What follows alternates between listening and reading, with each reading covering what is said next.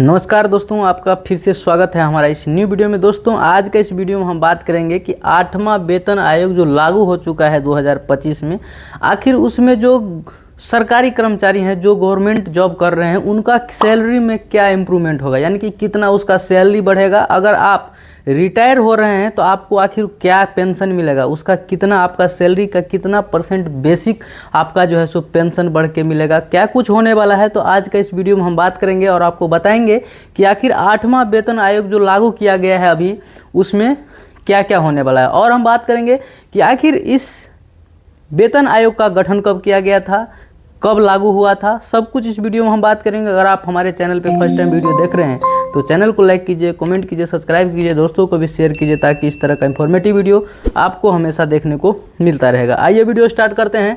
यहाँ पे देख सकते हैं 8वें वेतन आयोग में क्या होगा वो हम सब कुछ बात करेंगे, लेकिन पहले हम स्टार्टिंग से चलेंगे 6ठे वेतन आयोग में, 7वें में, इसके बाद हम आएंगे 8वां वेतन आयोग में कि आखिर 8वें वेतन आयोग में आपका बेसिक सैलरी का कितना परसेंट आपको जो है सो पेंशन अब बढ़ने वाला है। मान लीजिए अगर आपका सैलरी 80,000 है, मान लीजिए आपका बेसिक सैलरी क्या है, बेसिक सैलरी अगर 80,000 है तो आपको आखिर पेंशन अब कितना मिलेगा, समझने वाली बात है। देखिए अभी हम आपको बताते हैं कि मान लीजिए आपका बेसिक सैलरी 80,000 है, ठीक है, 80,000 है तो आपका क्या होगा, पेंशन जो होता है पेंशन वो कितना मिलता है, 40,000 अभी आपको मिल रहा था। यानी कि आपका जो बेसिक सैलरी है उसका 40,000 क्या था, अभी पेंशन मिल रहा था। लेकिन अब क्या होगा इसमें, देखिए अब जो है सो अब आपको क्या होगा, इसमें 40,000 जो मिल रहा था अब इसमें क्या होगा 34% का बढ़ोतरी हो जाएगा। यानी कि 34% जब बढ़ जाएगा तो आपको लगभग 67,000 के आसपास क्या होगा, ये आपको पेंशन मिलेगा। तो आइए इस वीडियो में हम जानेंगे कि आखिर क्या कुछ होने वाला है, सब कुछ हम बात करेंगे और आपको एक एक करके बताएंगे कि आखिर क्या है ये 8वां वेतन आयोग। देखिए सबसे पहले अगर हम बात करेंगे तो वेतन आयोग का शुरुआत 1946 ईस्वी में हुआ था। वेतन आयोग का शुरुआत 1946 ईस्वी में हुआ था। इसके साथ 7वें वेतन आयोग का गठन 2024 में हुआ था, लेकिन उस समय क्या था, चुनाव आ गया था तो लागू नहीं हो पाया था, क्योंकि उसमें सरकार यानी कि गवर्नमेंट चेंज हो गई थी तो थोड़ा सा एक साल लेट लगा, तो उसमें लागू हो गया था 21 जनवरी 2016 में क्या हो गया था, 7वें वेतन आयोग का क्या हो गया था, लागू हो गया था। यानी कि उसका गठन तो 2014 में हुआ था, लेकिन उस समय चुनाव आ गया। चुनाव होने के बाद क्या हो गया, 2016 में क्या हो गया, 1 जनवरी 2016 में क्या हो गया, उसको लागू कर दिया था। इसके बाद हम बात करेंगे, देखिए दोस्तों कि जो 6ठा वेतन आयोग था उसमें क्या होता, 40% का बढ़ोतरी किया गया था।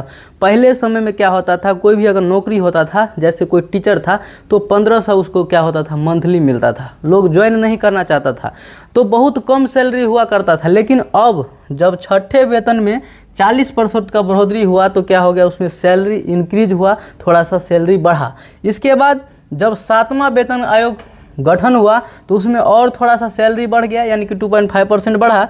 इसके बाद अब 2025 में 8वें वेतन आयोग का क्या हो गया, गठन हो गया और 16 जनवरी 2025 को क्या हो गया, ये गठन कर दिया गया। अब जो है सो ये लागू कब से होगा, यानी कि 2026 में क्या होगा, अब इस 8वें आयोग का गठन का क्या होगा, ये लागू हो जाएगा 2026 में। 2025 में इसका गठन हो गया है, अब आपका क्या होगा 2026 में ये लागू हो जाएगा। तो आखिर कितना सैलरी बढ़ेगा, कौन सा आदमी का कितना सैलरी बढ़ जाएगा, सब कुछ हम आपको बता रहे हैं। देखिए तो हम आपको देखिए बताएंगे कि 8वें वेतन आयोग का गठन हो गया 16 जनवरी 2025 में, यानी कि इसी महीने में क्या हो गया, आपका 8वें वेतन आयोग का गठन हो गया। इसमें आपने देखा होगा बहुत सारे न्यूज़ चैनल में भी बताया गया।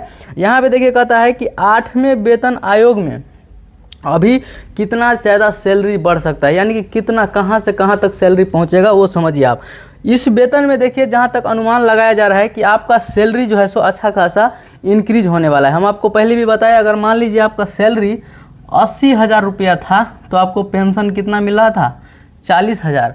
अब इसमें मान लीजिए आपको 34% का क्या होगा, वृद्धि हो जाएगा। तो आप सोच लीजिए इसमें प्लस कर दीजिएगा तो क्या होगा, वेतन आपको 60,000 प्लस में आपको क्या होगा, वो पेंशन मिलेगा। अगर आप मान लीजिए रिटायरमेंट कर रहे हैं, आपका सैलरी 80,000 है तो 80,000 में आपको 40,000 वेतन पेंशन मिलता था, लेकिन अब 8वां वेतन आयोग लागू हो जाएगा तो इसमें और आपको 34% क्या होगा, बढ़ोतरी हो जाएगा।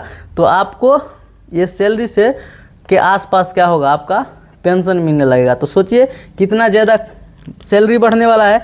जो भी गवर्नमेंट जॉब कर रहे हैं उनके लिए बहुत ही बड़ा तोहफा है ये सरकार के द्वारा। देखिए यहाँ पे क्या हो रहा है, 8वां वेतन जब होगा तो क्या होगा, देखिए अभी तक 7वां वेतन में क्या था, किसी का भी अगर सैलरी होगा तो 18,000 से किसी भी कर्मचारी का सैलरी कम नहीं होगा। तो देखिए इसमें क्या है कि अगर जिसका अभी 18,000 सैलरी है उसका बढ़ के अब क्या हो जाएगा, 30,600 रुपया हो जाएगा।